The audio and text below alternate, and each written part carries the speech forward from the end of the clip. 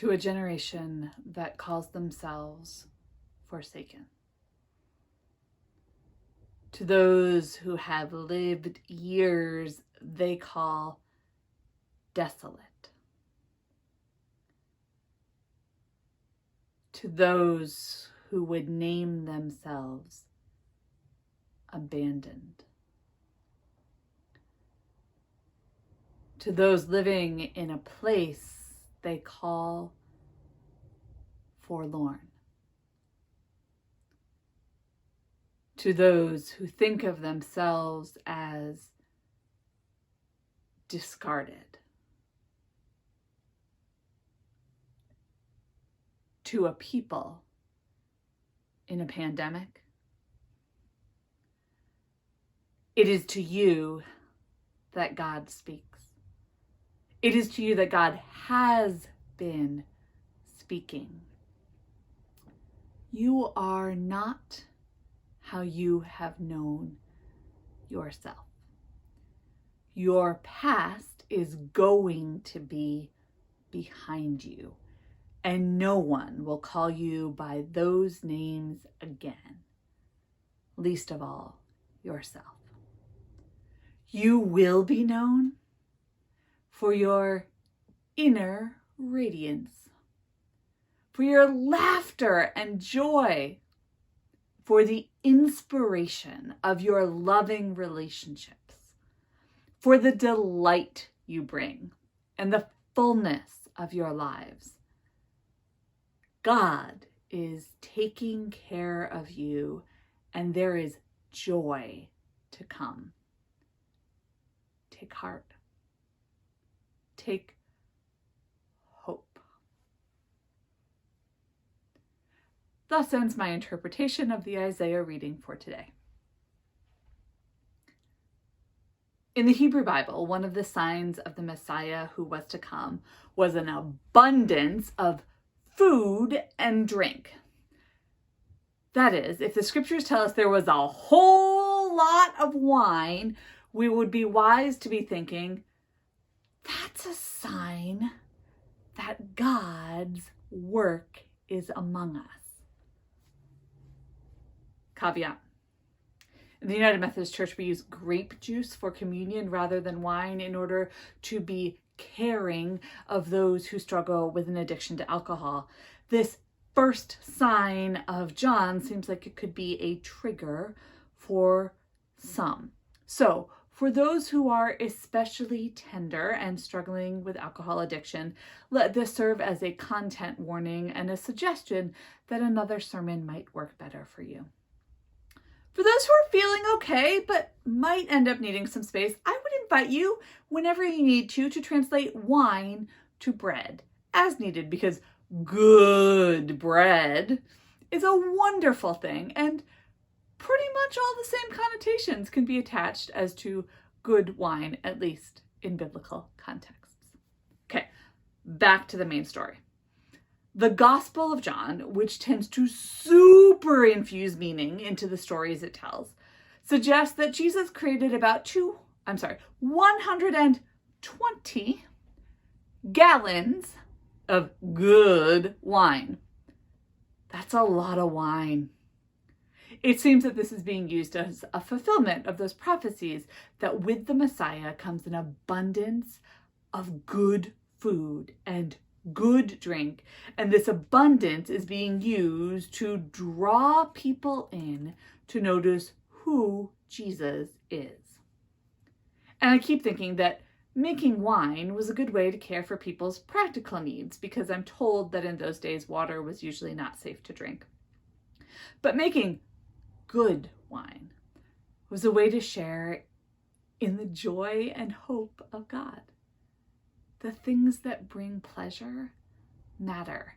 Jesus got accused a whole bunch of times of being a person who enjoyed life and allowing his disciples to be too. So part of the gospel narrative is that we too are allowed, expected, invited to enjoy our lives. And this too, I think, is part of the messianic promise. Because what's the point of a Messiah if the people don't get to live good lives? On that basis, the good wine is a sign of God's work among us, a sign of God's care for the people, a sign that God is with the people, and they have reasons to have hope. Of course, the Jewish people in Galilee at the time of Jesus had been through about 8 centuries of difficult times, and they were pretty used to both hopelessness of circumstances and hope in God anyway.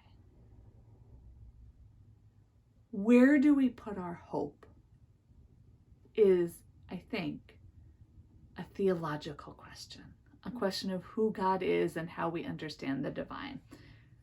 We as humans often put our trust in institutions, which may dismay us because institutions will care about themselves and not about people in the end.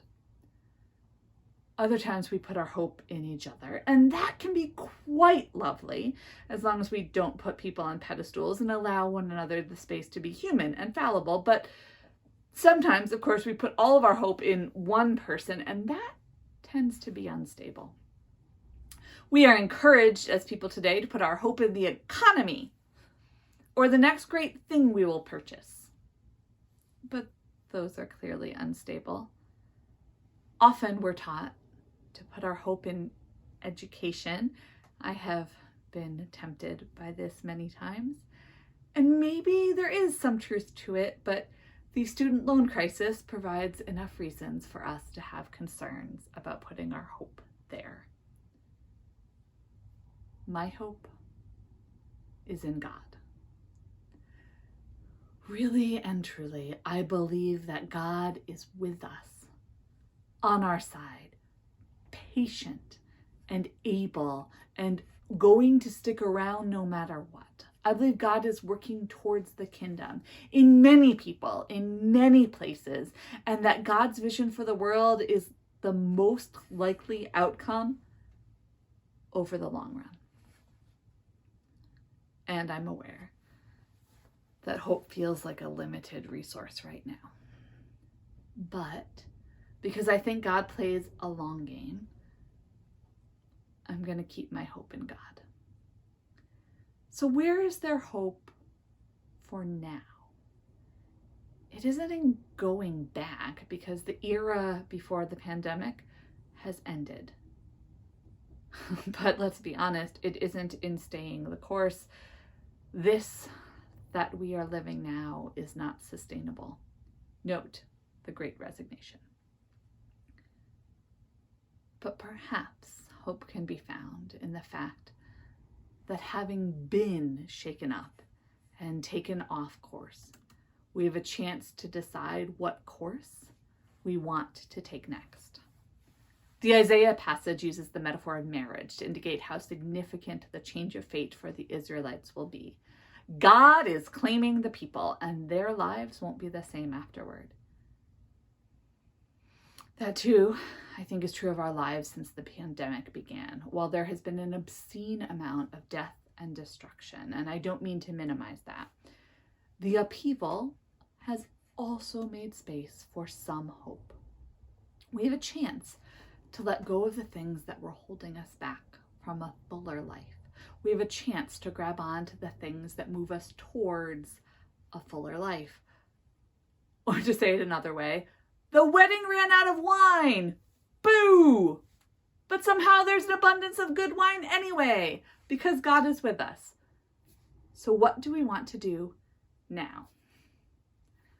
I don't have many answers, but I have some medium-term dreams for this church community that give me hope.